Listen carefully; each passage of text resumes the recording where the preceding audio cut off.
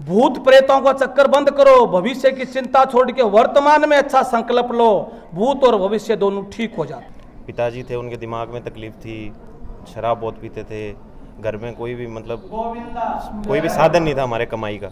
बहुत बुरे दिन थे, लोगों से मांग के रुपए लेके आते थे हम यहाँ पे, फिर यहाँ पे सब कुछ मिला हमें। सब भक्तों को अपने अपने घरों में घर को ही मंदिर बना करके माँ बाप को गुरु बना करके उनकी पूजा करनी है।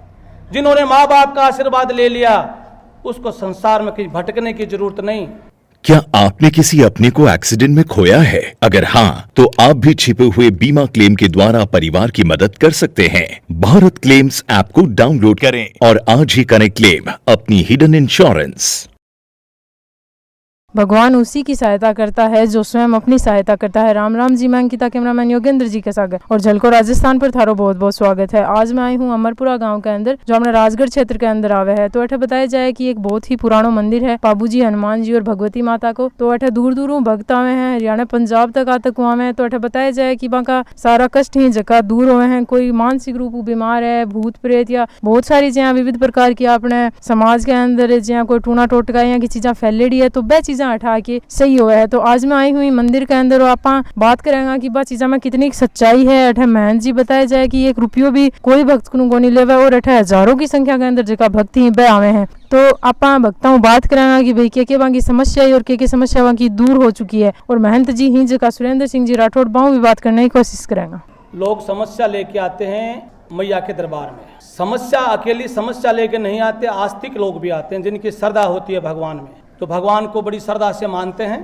तो यहाँ यज्ञ होता है, उस यज्ञ का दर्शन करते हैं।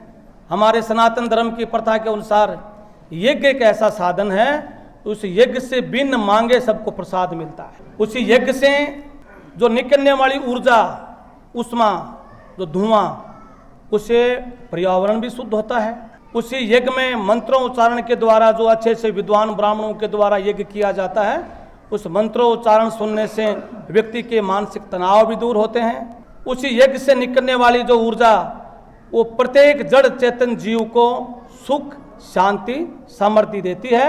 हमारे भारतीय संस्कृति और भारतीय प्रथा में यज्ञ को शास्त्रों में सबसे बड़ा महत्व दिया है। इसलिए यज्ञ होता है, जनता आती है, यज्ञ का दर्शन करके जाती है और मैया का आशीर्वाद लेकर के जाती है।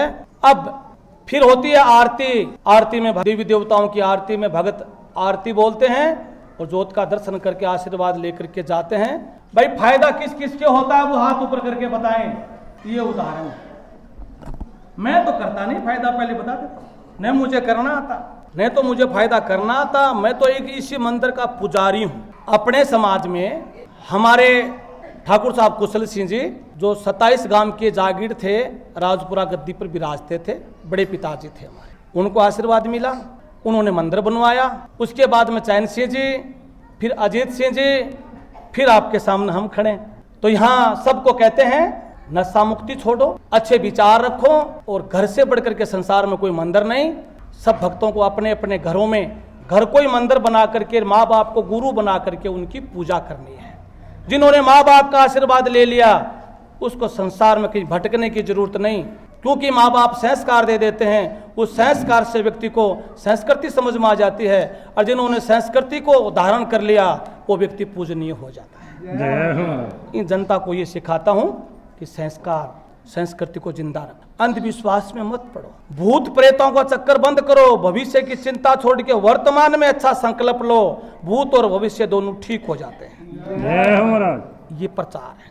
दूसरे बोर्ड लगे हुए जगह जगह, उस पर लिखा हुआ है यहाँ कोई महाराज जी, कोई पुजारी जी, कोई बाबा जी झाड़ा डोरा नहीं करता, या मैया का स्थान है। श्रद्धा से श्रद्धालु आते हैं, पूजा करके जाते हैं। श्रद्धा जिसकी सुंदर है, भगवान का उपासक है, मैया सुनती है, भगवान उनकी मदद करते हैं। जय हो महाराज। मैं तो इतना तो जरूर कहता हूँ कि कोई बीमार है, दवाइयाँ ले रहा है और दवाई बीमार पर लेनी चाहिए, और दवाई लेते लेते व्यक्ति अधिक तकलीफ में, तो उसको दुआ प्रार्थना भी करनी चाहिए भगवान की, क्योंकि दुआ प्रार्थना से भी व्यक्ति को आत्मबल मिलता है, आत्म शक्ति मिलती है और प्रभु की कृपा भी मिलती है। ऐसा है नंबर की बात, स्पेशल ऐसा कोई नंबर नहीं होता जिन नंबर से मेरे द्वारा भला होता हो। आप घर से चले श्रद्धा लेकर के, आपकी श्रद्धा भगवती माँ सुनती है, और इसकी और आपकी अगर दोनों की बात एक है तो मेरे नंबर को कौन पूछता है? क्यों बेटा?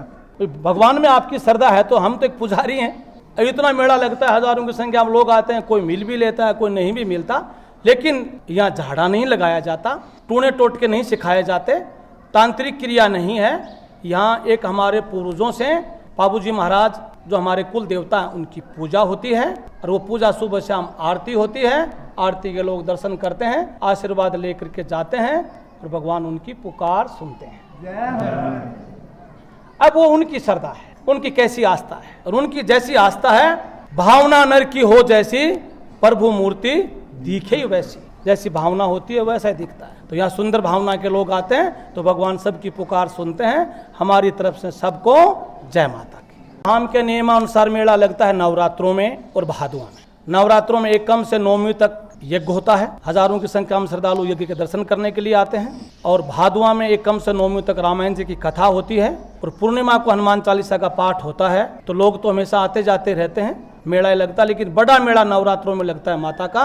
और पाबूजी महाराज का मेला लगता है भादुआ की 9वीं को, क्योंकि पाबूजी महाराज का जन्म दिवस भादुआ शुक्ल पक्ष 9वीं को मनाया जाता है।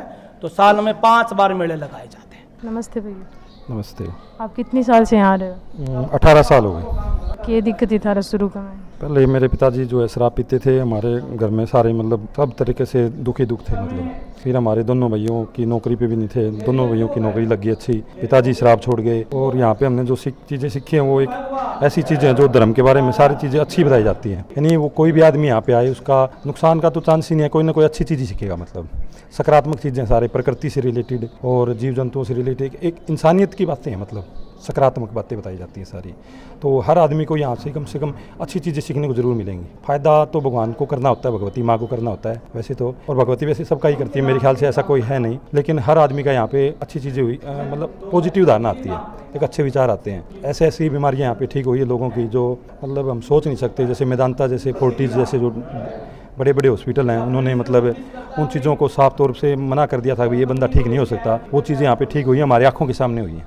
पिताजी थे, उनके दिमाग में तकलीफ थी, शराब बहुत पीते थे, घर में कोई भी मतलब कोई भी साधन नहीं था हमारे कमाई का। बहुत बुरे दिन थे, लोगों से मांग मांग के रुपए लेके आते थे हम यहाँ पे, फिर यहाँ पे सब कुछ मिला हमें। राम राम भाई। राम राम भाई। कितने दिन से आ रहे हो आप यहाँ पे? 8 साल से। क्या दिक्कत थी शुरू में आपके? दारू बहुत पीते थे, ये दारू बहुत पीते थे। यहाँ आने के बाद बिल्कुल छोड़ दी। जो टाबर है वो कितना साल हुआ था? अभी 1 साल में हो गई। शादी में कितना साल हो गया? 1 साल ही हुआ। अभी शादी की सुखने आए थे, बहू को मत्था टिकाने आए थे, तो इसकी मेरी वो मन्नत मांग के गई थी, मन्नत मांग के ये भी हो गया। 1 साल में एक शादी का भी हो गया, इसका भी हो गया, दोनों ही हो गया। तो भाई थे आज देखिए आपा भक्ताओं भी बात करी, महाराजियों भी बात करी, तो आपा ने कुछ हटा के इसो कौन लगे जहाँ कोई तंत्र मंत्र झाड़ फूंक कोई ताबीज वगैरह हटा, इसी कोई शिक्षा को नहीं दिए। जा चैनल पर बने रहो, सब्सक्राइब करो और वीडियो ने शेयर करो। राम राम जी।